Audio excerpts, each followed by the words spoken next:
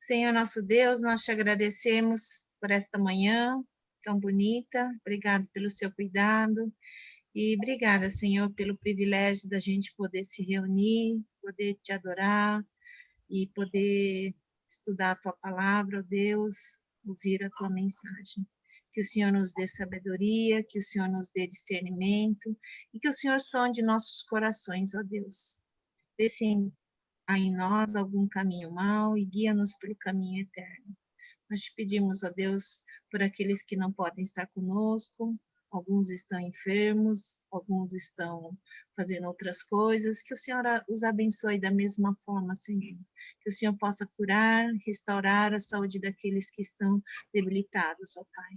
Pedimos realmente a tua graça no dia de hoje e nós oferecemos este culto para ti, Senhor. Que o Senhor possa ser o Senhor das nossas vidas. Em nome de Jesus. Amém. Amém. Amém.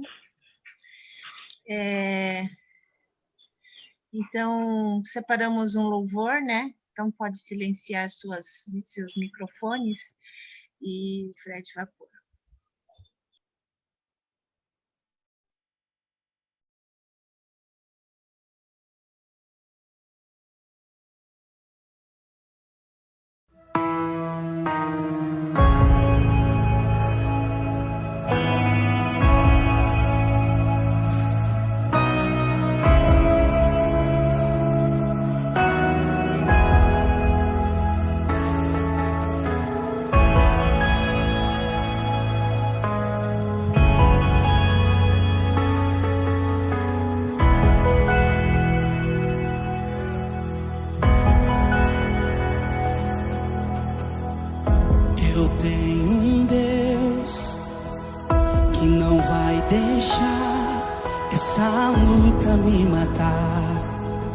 O desespero me tomar.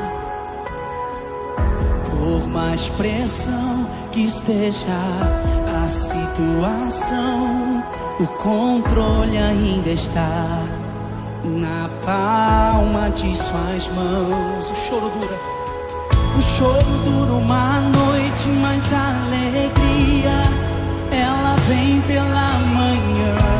Eu creio.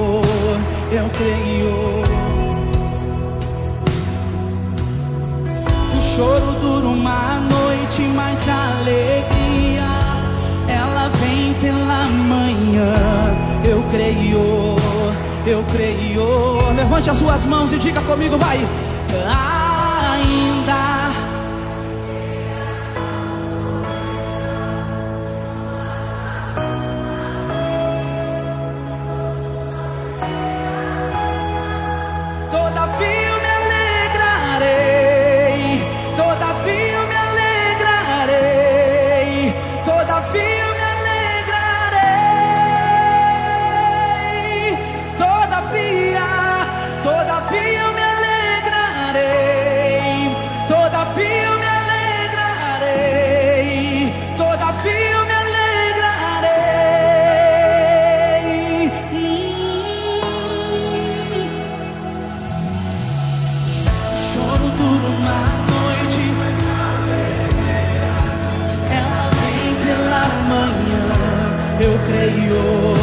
eu creio.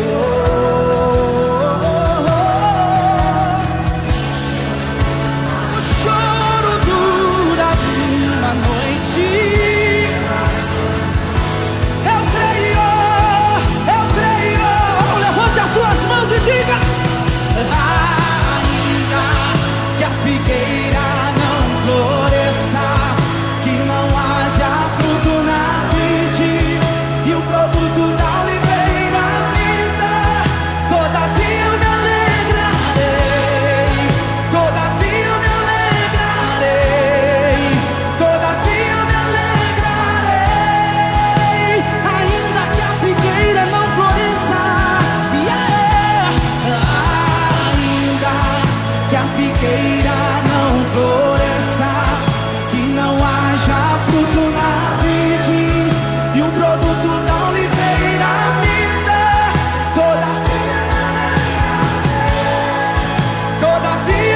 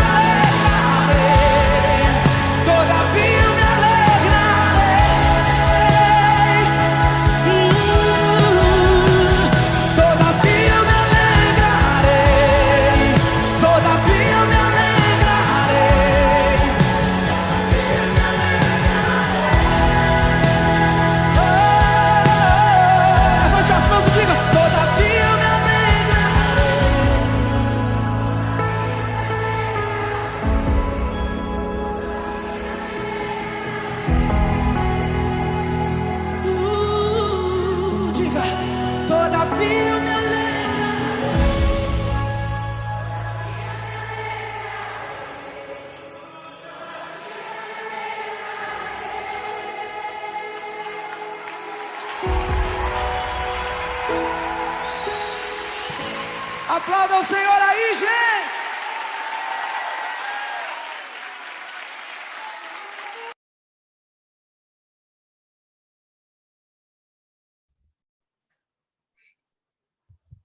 Talvez alguns não conheciam, né? Essa música, mas fala da gente estar confiando em Deus mesmo quando a situação está difícil, né?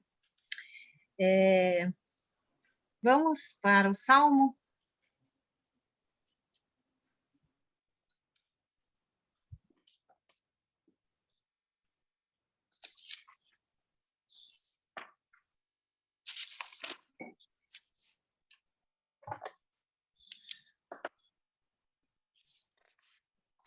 Por que prosperam os ímpios?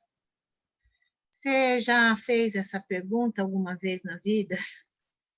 Talvez alguns pensem, né? Por que será que, mesmo aquelas pessoas que são tão más, elas estão indo tão bem? Aparentemente, a gente pensa, né? Assim, é o que a gente vê, tá? Então, o Salmo 73, ele foi escrito pelo Asaf, né? Que era um fundador de um dos coros lá, os coros lá do templo, tá? Então, mas ele expressa bem o sentimento que muitos de nós talvez pensem, né? Em algum momento eu também já pensei assim.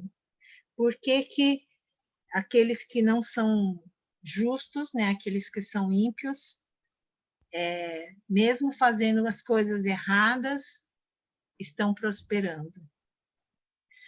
Então, era uma situação que causou no salmista uma inveja pela prosperidade dos ímpios, tá? E essa, vamos dizer assim, uma pergunta que também perturbou Jó, né? E Jeremias, tá? Então, vamos ver o que o salmista nos fala através desse salmo. Vamos lá abrir Salmo 73. É meio compridinho, mas a gente vai ler ele todinho, tá? De 1 a 28.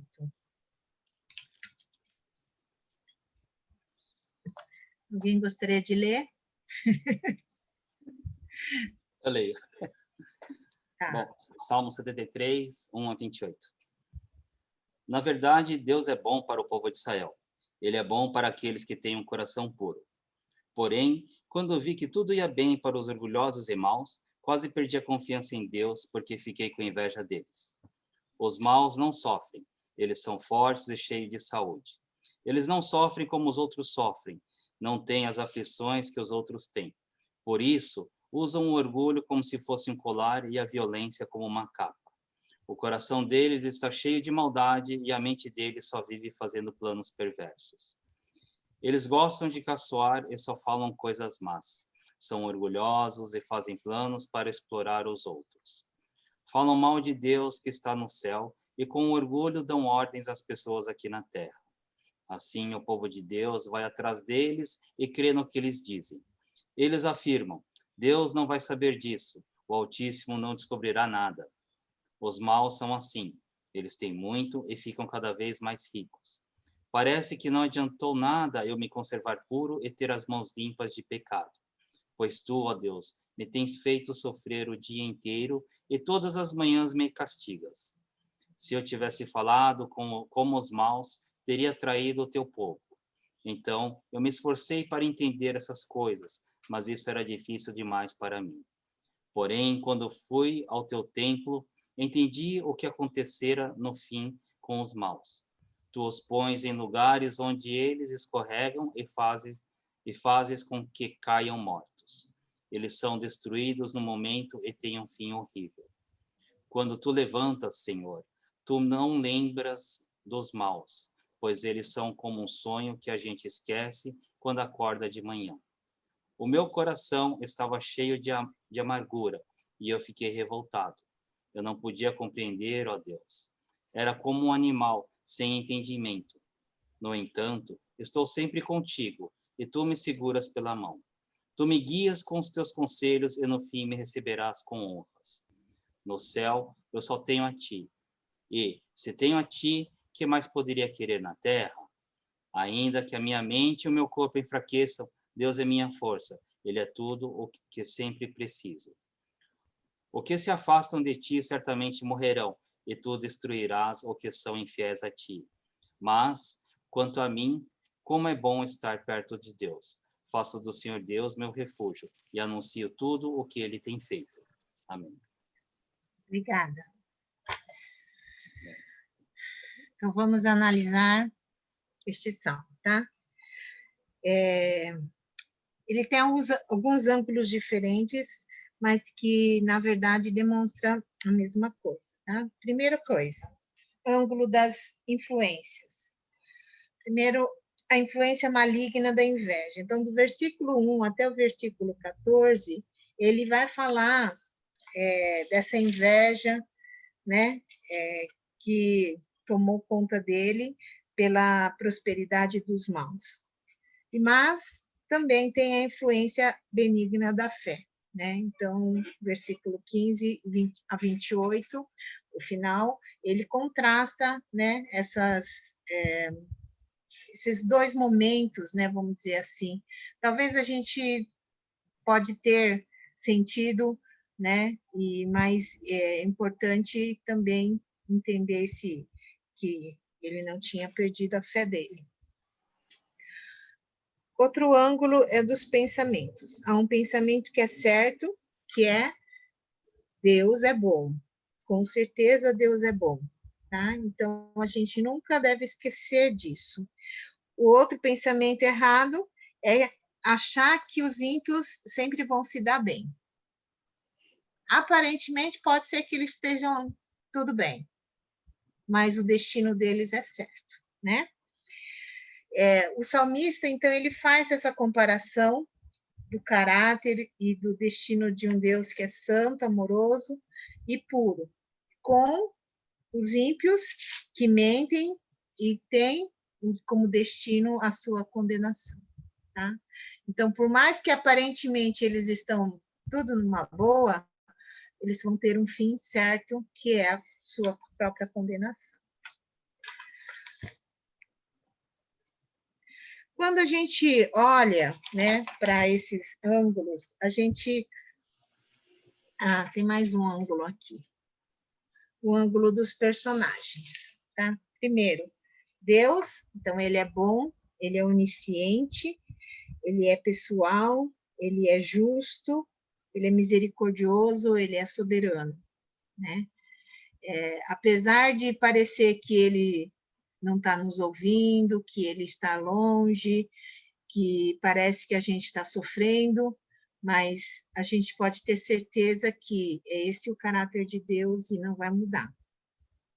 O homem iníquo, ele é arrogante, ele é próspero, aparentemente sem problemas, orgulhoso, maldoso, maledicente, influente e blasfemador. É tudo que está nesse salmo, tá? Então, apesar dessa maldade, vamos dizer assim, dessas características que não são boas, eles são prósperos, né? Então, isso é uma das coisas que mais intriga aqueles que são filhos de Deus, e a gente pode até achar que é injusto, né?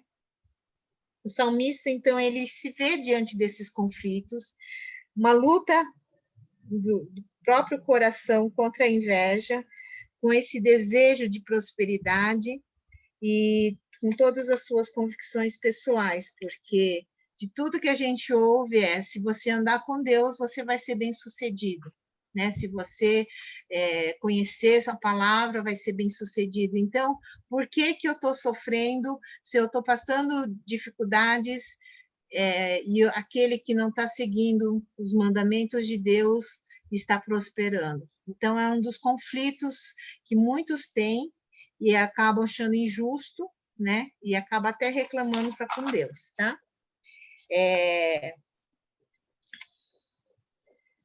Em cada um desses ângulos, né, a gente pode ver o que há uma questão envolvida, que é esse desejo de prosperidade e como alcançá-lo. Você pode ver através desse salmo que mesmo que às vezes parece que Deus está longe e está permitindo, né, que os maus prosperem, Deus tem um propósito, né, para todas essas coisas, tá? Uma forma de nos tratar. Primeira coisa, assim, importante que o salmista coloca diante da luta contra essa impiedade do mundo, a gente estar na presença de Deus. A gente buscar seriamente a Deus e descobrir, né, esse Deus pessoal, esse Deus que é bom, esse Deus que é justo, que não está dormindo ou não está apático diante de tudo aquilo que está acontecendo. Importante também a gente conhecer esses atributos de Deus, sua presença, sua justiça, seu amor, para a gente poder estar vivendo em paz, né? Quando a gente conhece a Deus, a gente cada dia mais deseja e busca Ele com anseio e até a gente conseguir encontrá-lo, né? E experimentar essa presença e a entrega, né, para esse Deus, tá? Porque Deus, ele manifesta a sua bondade para com aqueles que têm um coração limpo. Isso está no versículo 1, tá? O salmista, ele reconhece que a presença de Deus é a coisa mais importante na vida dele, apesar dele invejar a prosperidade dos maus, tá? O desejo do seu coração é que vai mostrar se você realmente está vivendo na verdade, se você está vivendo com Deus ou não, né? Somente quem conhece a Deus pode experimentar a sua bondade. Versículo 2 e 3, ele pensou, né? Mas aqui mostra que a maior das fragilidades do homem, quando a gente sente inveja da prosperidade dos ímpios. O salmista, ele reconhece que ele teve inveja. É bom quando a gente reconhece, porque é uma das formas de a gente não cair em tentação e Deus poder nos tratar e nos livrar do pecado, né? Quando a gente reconhece diante de Deus nossas fraquezas. Mas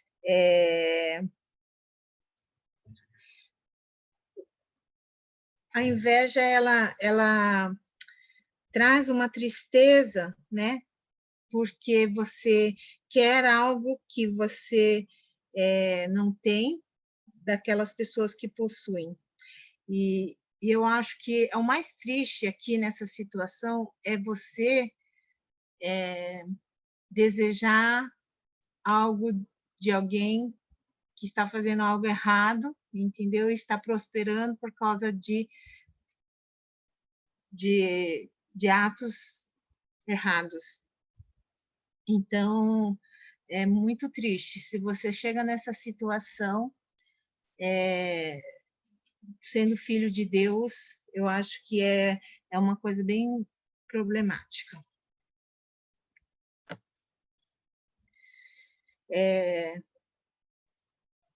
Versículos 4 a 12. A gente precisa entender uma coisa. Há uma aparência, né? Há uma aparência de bom que os ímpios podem estar mostrando, né? Então, no versículos 4 a 12, ele fala, parece que eles não têm preocupação, eles são fortes, eles não têm canseira, não têm preocupações como a maioria das pessoas tem, eles são orgulhosos, têm comida boa, né? Fala aqui da gordura, do coração deles brotam fantasias, zombam, falam com bondade, falam da arrogância. Então, aparentemente, parece que está indo tudo bem com eles, tá? Não são atingidos por doenças, Deus não está olhando. Mas se você olhar que, né, a partir do versículo 6, ele começa a dizer algumas coisas, né? Eles são maus, parece que eles não têm preocupação, mas eles são de verdade, são maus, né? Versículo 6 a 8 fala, as suas palavras são blasfêmias, arrogantes, e eles acabam achando que nada vai os afetar, do versículo 9 a 11, e as suas más obras resultam em constantes riquezas ímpias. Então, por mais que pode parecer que eles estão prósperos, mas são riquezas que não são fruto dos atos iníquos deles, tá? Então, aqueles que têm o coração limpo, coloquei até essa figura aí de umas máscaras, porque aparenta uma coisa que é boa, mas no fundo, na verdade, é mal, tá? E nós, aqueles que têm o coração limpo, aqueles que são cristãos de verdade, não devemos desejar a vida que os ímpios têm, porque a vida deles não reflete a santidade e a bondade de Deus. Pode até ter riquezas, mas não são boas, não refletem o caráter de Deus. Tá? Quinta coisa, é importante a gente tratar dessas dúvidas do nosso coração. As lutas dos justos, elas manifestam a dúvida sobre a pureza do seu coração. Talvez tenha pensamentos assim, diante das pressões, será que Deus é justo? Mas nós não podemos julgar a Deus, porque Deus é justo, tá? E mesmo que a gente não consiga ver essa justiça, ele continua sendo justo, então nós precisamos continuar acreditando e confiando na sua justiça e na sua santidade. A melhor maneira para a gente sanar nossas dúvidas é buscarmos em Deus, né? E para a gente poder obter essas respostas para as nossas crises interiores, tá? Então, do versículo 15 a 17, ele fala isso. Ele até pensou, mas, quer dizer, se ele tivesse pensado, ele já teria traído a Deus. E isso ele achou difícil demais. Então, ele foi até o santuário de Deus, que é o templo, tá? Então, busque a Deus nesse seu momento. E parece que no versículo 17 mostra essa mudança no momento em que ele entra na casa de Deus e permite que Deus possa tratar do seu coração, dos seus desejos, aquilo que está nessa luta interior dele, né? Então, o salmista, depois dessa mudança, vamos dizer, na vida dele, ele volta o seu olhar para a ação justa de Deus. Então, para de olhar para aquilo que ele via na vida dos ímpios, a prosperidade, a riqueza, e olha para Deus. Tá? Versículos 17 ao 20, há uma mudança do olhar dele para Deus, né? E quando você olha para Deus, né, na sua palavra, se você busca, você vai encontrar essa certeza do juízo de Deus.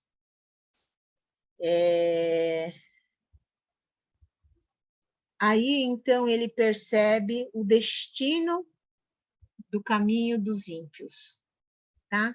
Então, ele coloca ali, são afirmações desse destino que são assustadoras. Então, a partir do versículo 18, né, são colocados em terrenos escorregadios, caem em ruína, são destruídos repentinamente, são tomados de medo, são vulneráveis. Ou seja, eles aparentavam uma coisa que nada os iriam destruir, mas aqui o fim deles é certo. Tá? Continue na presença de Deus, versículo 21 a 28. Quando a gente reconhece a presença de Deus, há uma restauração, há um renovo, né?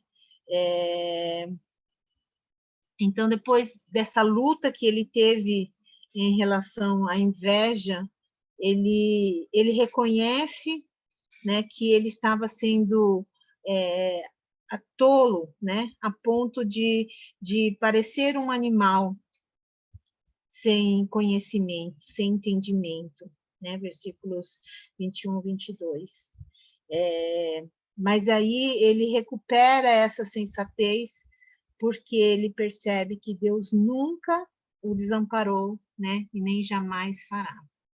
Então, os versículos finais é como se fosse uma oração, tá?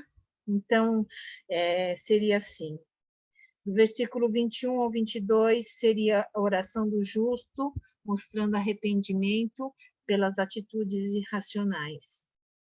Do versículo 23 a 26 é uma oração que manifesta confiança na força do Senhor.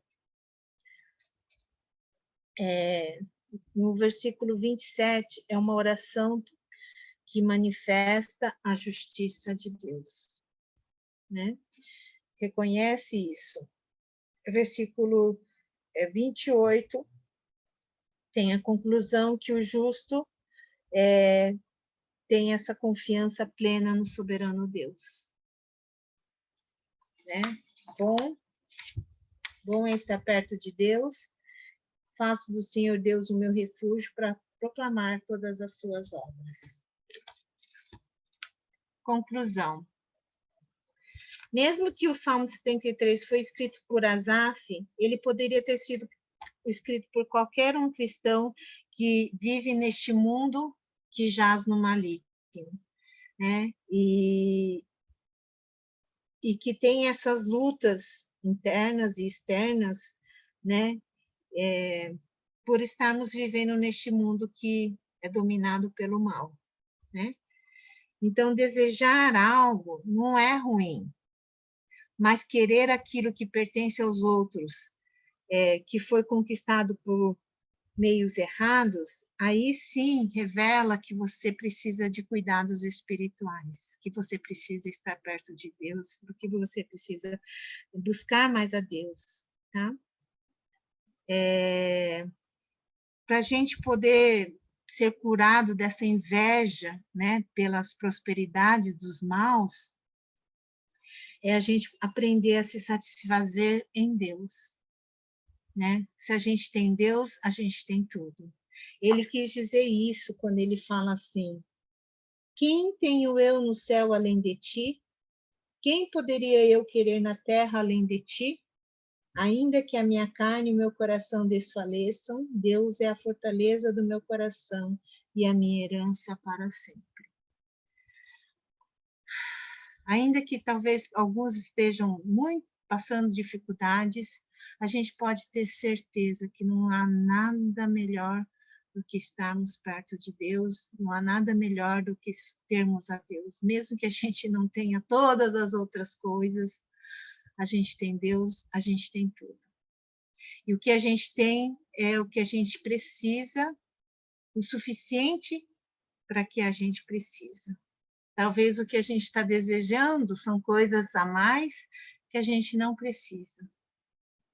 Amém?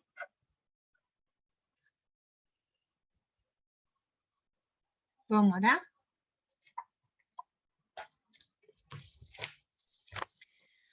Senhor, muito obrigado, porque o Senhor conhece nosso coração, o Senhor conhece nossas necessidades e os anseios do nosso coração.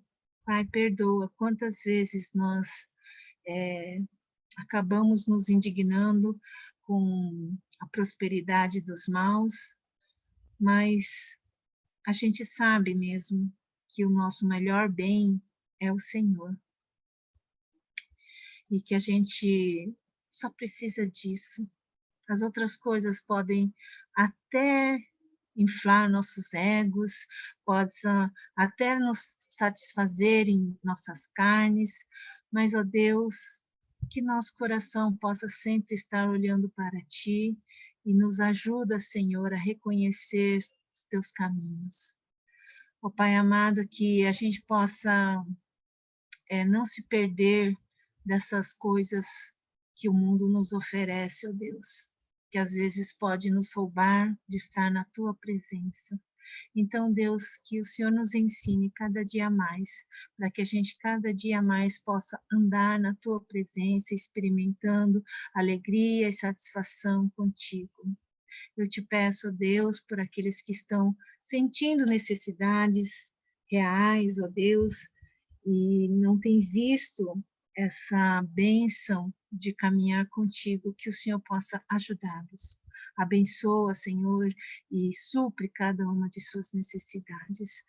Nós nos alegramos em Ti e queremos continuar nos alegrando em Ti, mesmo diante das aflições e das dificuldades, porque nós confiamos em Ti. Não há outro Deus melhor do que o Senhor. Não há nenhum outro Deus que seja tão bom como o Senhor. Então nós agradecemos em nome de Jesus. Amém.